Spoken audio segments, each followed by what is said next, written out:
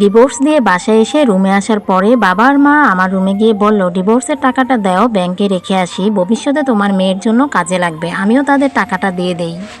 কিন্তু পরবর্তীতে সেই টাকাটাই আমার বাবা মা আমার বোনের বিয়ের জন্য খরচ করেছে। আসলে তাদের প্ল্যান এটাই ছিল যে আমার এই ডিভোর্সের টাকা দিয়ে আমার ছোট বোনের বিয়ে দিবে। যেহেতু আমরা দুই বোন ছিলাম, আমাদের কোনো ভাই ছিল না।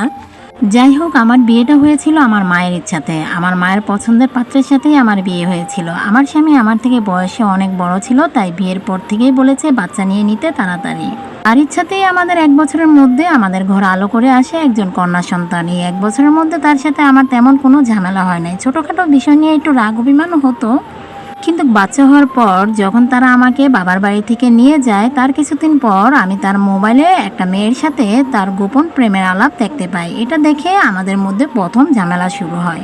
আমি তার সাথে অনেক চিৎকার চেঁচামেচি করলে সে আমার পায়ে ধরে ক্ষমা চায় এবং বলে যখন আমি বাবার বাড়িতে লং টাইম ছিলাম তখন সে একটা পরকীয়া প্রেমে জড়িয়ে গিয়েছে, কিন্তু সে আর এই ভুল করবে না।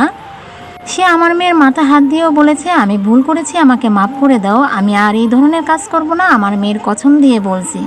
তাকে মন থেকে মাফ করতে না পারলেও মেয়ের কথা ভেবে তাকে মাফ করার চেষ্টা করেছি। কিন্তু কয়দিন পর আমি বিষয়টা মায়ের সাথে শেয়ার করেছি। মা তো প্রচণ্ড রেগে গিয়েছে, বলে তুই এখনই চলে আয়।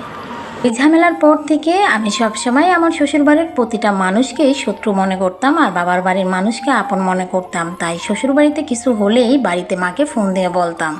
এরপর থেকে আমার শ্বশুরবাড়িতে কোনো না কোনো বিষয় নিয়ে ঝামেলা হতেই থাকে। তো একদিন একবার ছোট্ট একটা ইস্যু নিয়ে অনেক বড় ঝামেলা হলে আমার মা এসে আমাকে নিয়ে যায় আর আমিও চলে যাই। বাবার বাড়িতে আমি 1 মাস ছিলাম। এই 1 মাসের মধ্যে আমার হাজব্যান্ড 2বার গিয়েছিল আমাকে আনার জন্য, কিন্তু আমি আসি নাই। তারপরে 2 মাসের মাথায় আমি তাকে ডিভোর্স দেওয়ার সিদ্ধান্ত নেই। আমার পরিবারের প্রত্যেকটা মানুষ আমাকে এটা বুঝিয়েছে ডিভোর্সের পর আমি আরও ভালো থাকবো, আমার মেয়ের দায়িত্ব তারা নেবে, আমি পড়াশোনা করব, নিজের পায়ে দাঁড়াবো, আমার আরও ভালো জায়গায় বিয়ে হবে।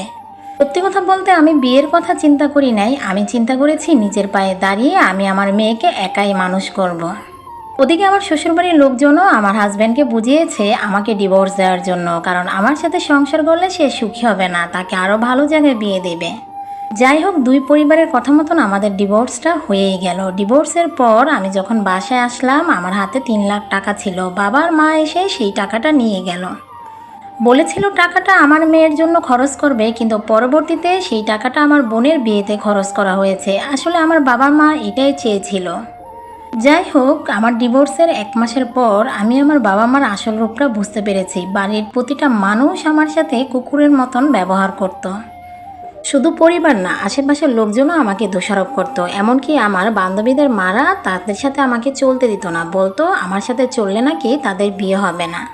মানুষের কথা বাদে দিলাম, আমার নিজের মাও বলতো আমার জন্য নাকি আমার ছোট বোনের বিয়েও হবে না।